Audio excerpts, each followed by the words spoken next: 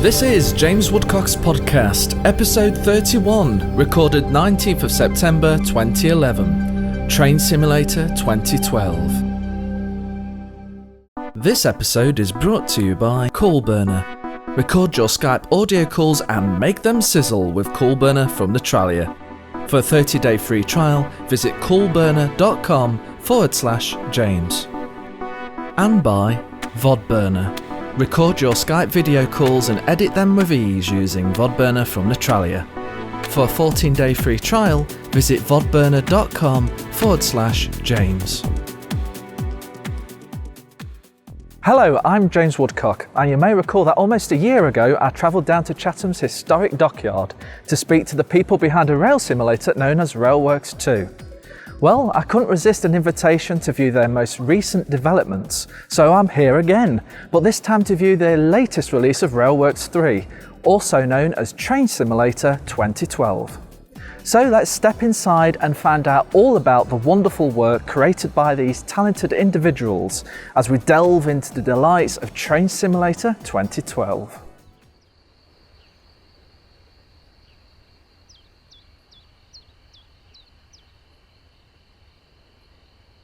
RailWorks' legacy product is a train simulator, and for those of you who don't know what a train simulator is, basically you get to sit in the cab of trains, drive them, you get to view, move the camera around, do whatever you wish with it essentially. We also have world builders built into it, which means like a Hornby train set or something like that, you can actually create your own routes and then run trains down them.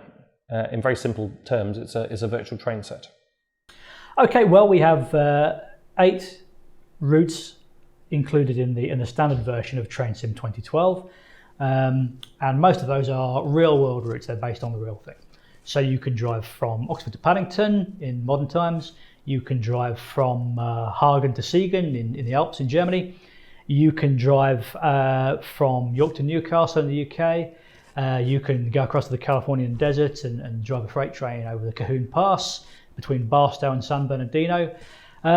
We also have some routes that are based on real routes but aren't exact copies. So we have a route called Headborough North, which is a recreation of a loco depot and freight terminal in the UK. Our vision is that we will constantly improve our core technology.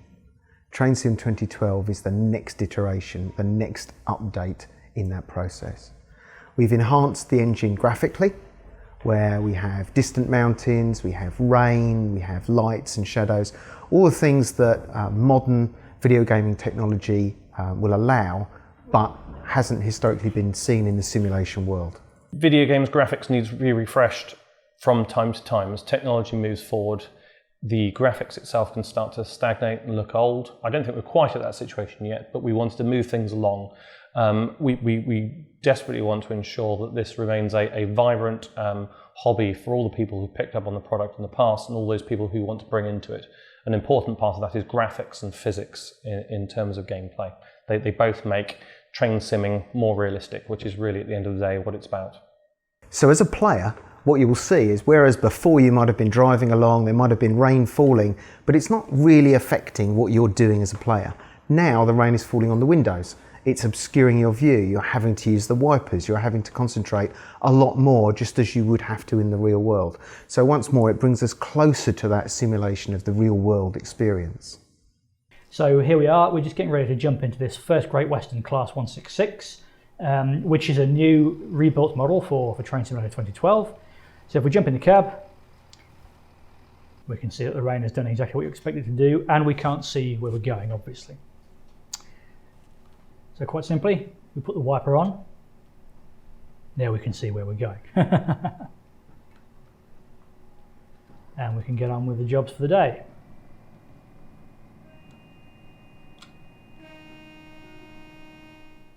Technically what we've done is we've changed from a 3-point lighting system to a multi-point lighting system. We've had up to 2,000 lights shining at any one time, and frankly there doesn't seem to be any limit to the number of lights we can put in the game. That is core in 2 ways. Firstly, lights are very important in train driving, in that the lights that you're using to signal to the road ahead have to be shown properly. Secondly, it's a fundamental part of the real world, and what we do that frankly I don't think any other video games companies try to do, is we're trying to simulate the whole of the real world. So if it happens out there in the real world, we're going to try and get it into our technology, and that's a process that's going well.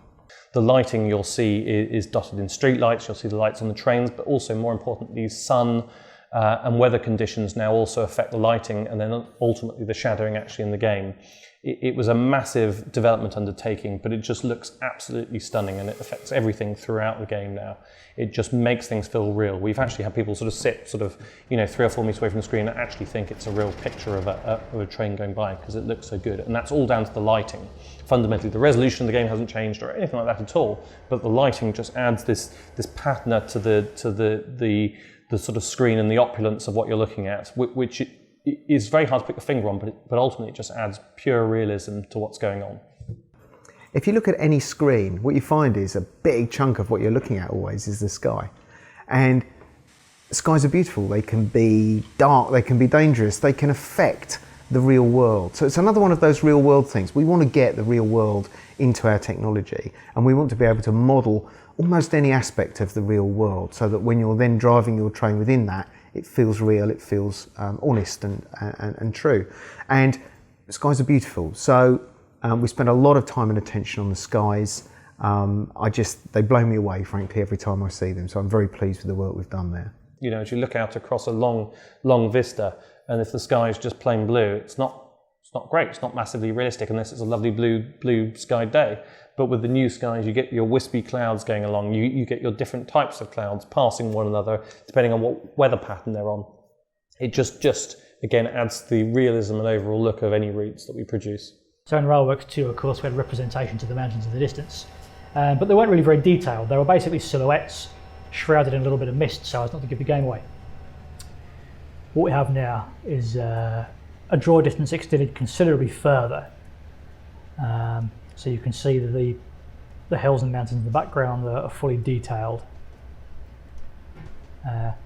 Which again, might not make such a great difference on the Oxford to Paddington route, but out here on the Cahoon Pass, it really adds to the look of the route and enables us to do a little bit more as well with the scenarios. So if it's a misty day or it's nighttime or it's daytime, then the way the mountains in the distance look is a big part of that. PC graphics cards improve as graphics in computer games improves generally. We need to optimize that across the whole range of our graphics, and depth of field was another area. Never has it been more important than you see in something like this, which is the Horseshoe curve, and certainly routes that we're going to undertake in the future, where depth of field, and it's important if you're going through mountains and valleys or even cities, that you can actually see what you'd be able to see if you were there in real life. And therefore on these grand scale landscapes, you need the depth of field in there. So a lot of effort and energy has gone into making sure that not only is the depth of field extended, but also the detail of that depth of field is extended as well. So trees, you'll be able to spot little valleys and fissures and things like that in rocks from a much greater distance than you ever were before. One of the changes we've made to the locomotive physics, which means that the trains, when you're inside the trains, they actually rock and sway on the track, as you'd expect a real train to do. And that's actually geared specifically to the different lines and different locomotive types. So here, for example, you can see it rocking as we go over the points. This American General Motors ES44 is rocking and swaying a little as we go along the tracks at just 30 miles an hour there.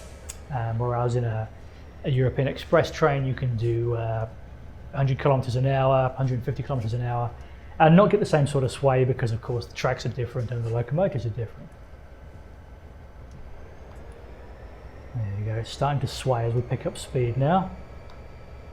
It takes on the texture of the track that you're on.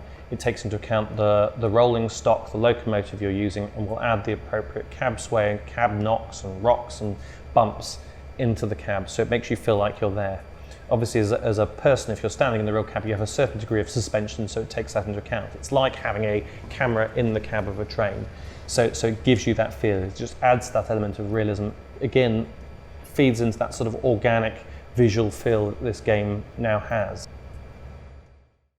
At the start of the year, when we were scoping the project for Train Simulator 12, it was absolutely essential that it worked for all the people who originally had RailWorks 1 and RailWorks 2.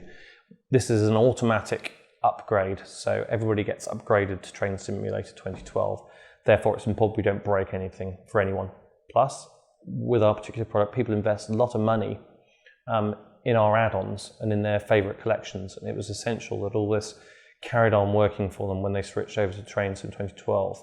We strive to provide value for money. That means if you bought an add-on, it will carry on working.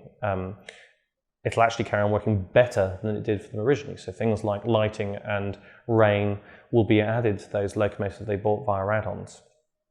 So while we can't guarantee that all the new features will work on a lower spec PC, the ability to run it with a lower spec will still remain in there. So it may be that you have to tweak your graphics settings, but whatever happens, you're going to get a better experience than RailWorks 2, because there's other features added in there which don't directly rely on the TSX game engine, like sky domes and things like that, which will work in the sort of legacy technology.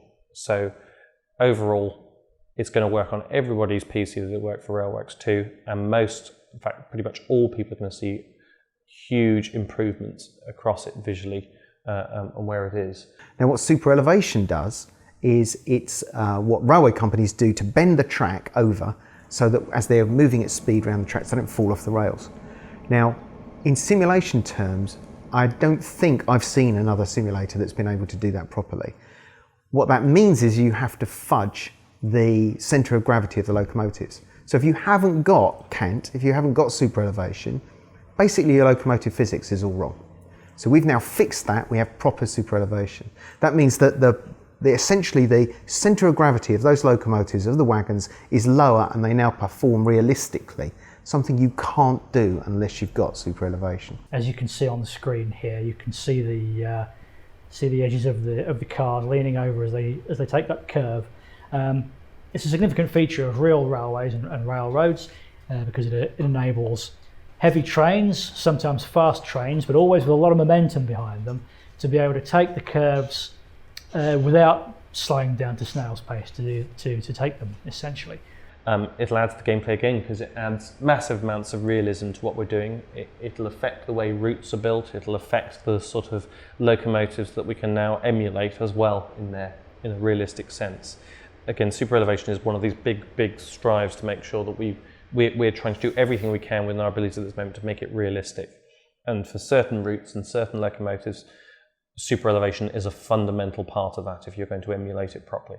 We've spent a lot of time focusing on improving some of the content that we thought really needed it. So we've improved the Class 47, we've improved the Class 166, we've improved the Class SD40, the US Locomotive SD40. And with each of those, we've gone straight back to zero and recreated them from scratch. Okay, so here is our new EMD SD42. We're quite pleased with this model. It's been significantly improved over the old version in RailWorks 2.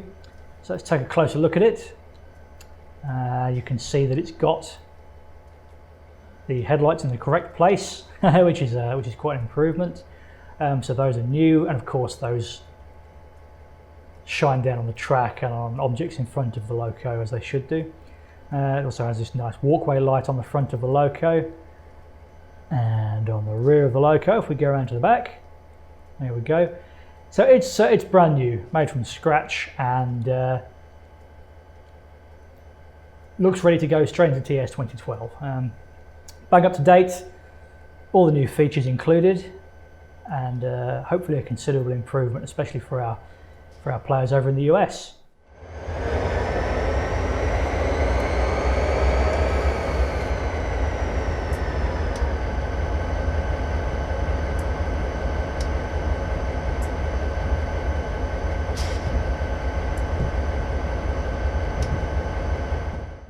Now, with all of those improvements, with all of the technology we've included, we've also gone back and then refreshed all of the technical parts of the locomotive. So they've got rain on the windows, we've input the lights, we've input the lights into the station. So it's a huge amount of work gone on in the background to upgrade all of the content. We didn't want to have the HST on the packaging again. We wanted to go something which would be of interest, something which looked absolutely beautiful and sort of cutting edge. So we approached Hitachi some time ago now to look at producing the Super Express hybrid train. for Train Simulator 2012. Delighted that they agreed and to get involved, which is fantastic news. Now, the more canny among you will know that the finalised designs for the Super Express aren't actually out there yet. So one of the most exciting things about this locomotive is as those designs firm up, as Hitachi briefs us on how those designs are changing, right down from the cab, colour scheme, absolutely everything, your locomotive that was included with Train Sim 2012 will be updated along with it. Compatibility of DLC.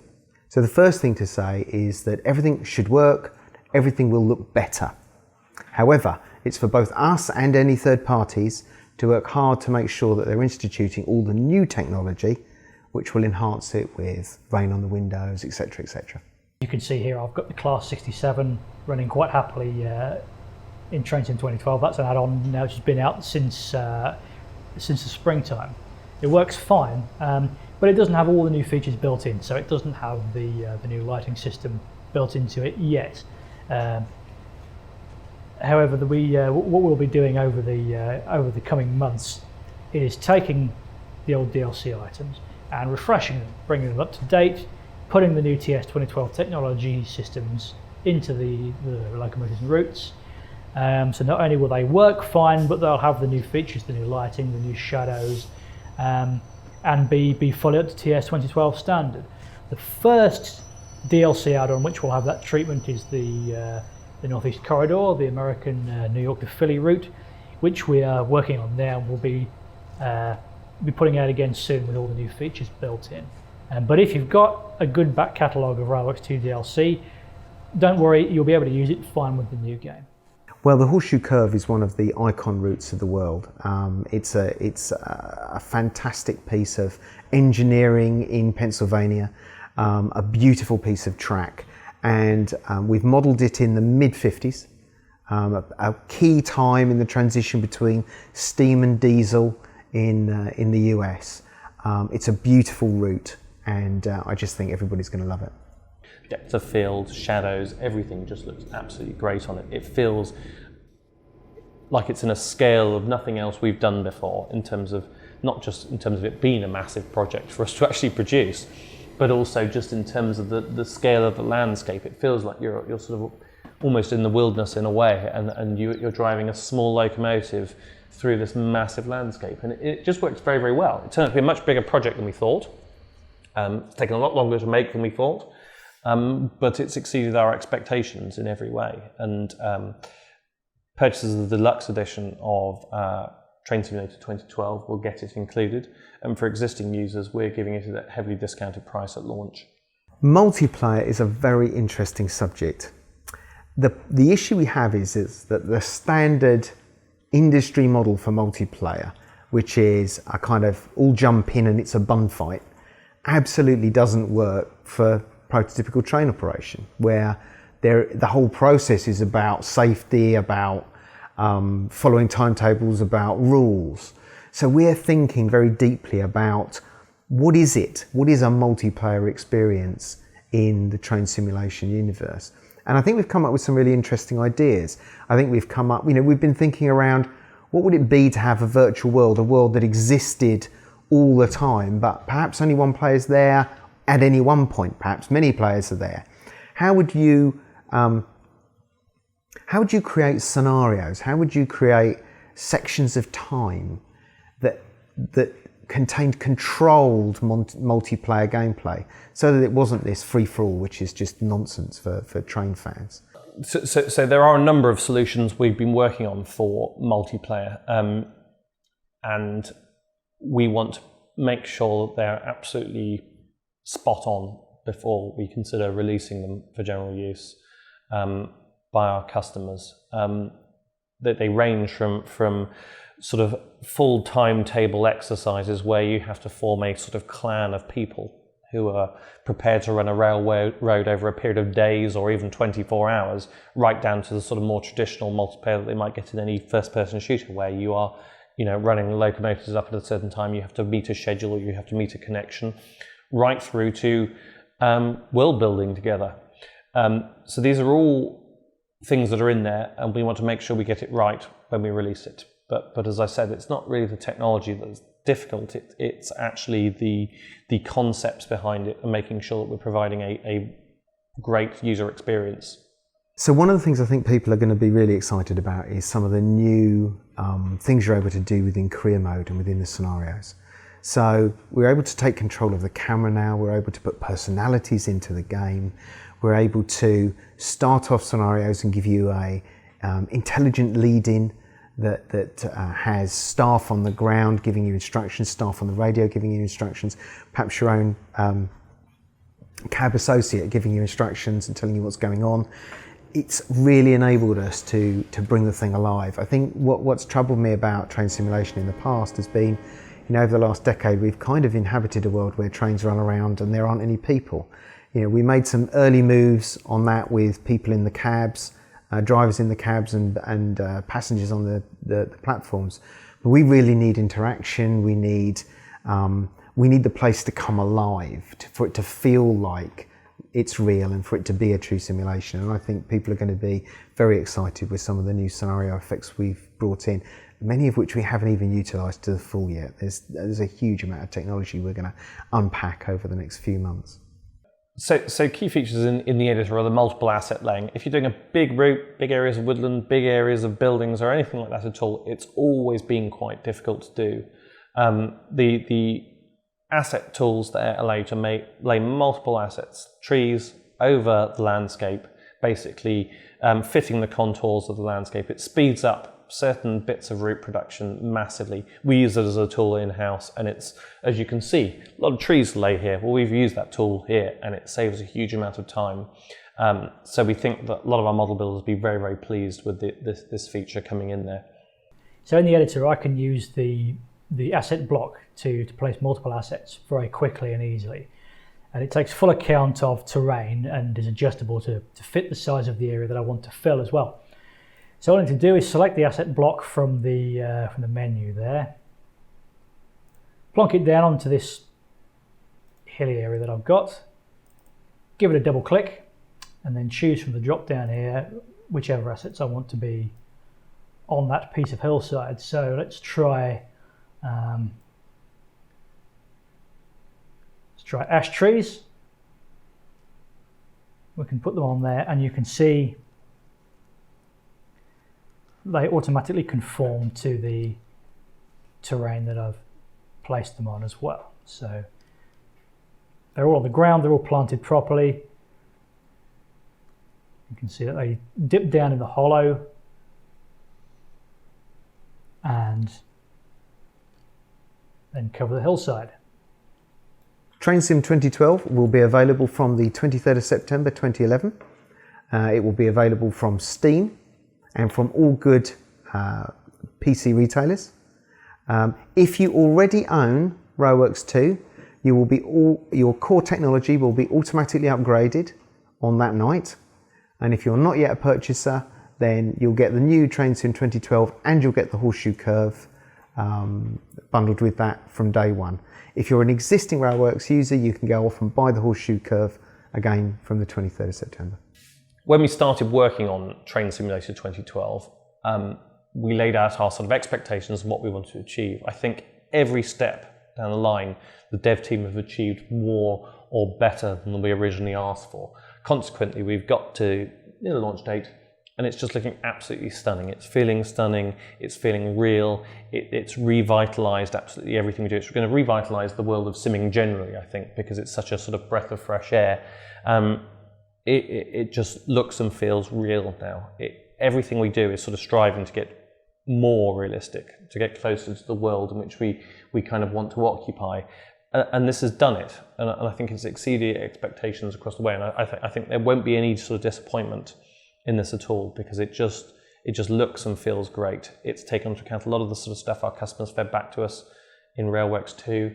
It's taken all that into account, and I think what we've ended up with is something that's very, very exciting. Should be massively exciting to train sim fans everywhere.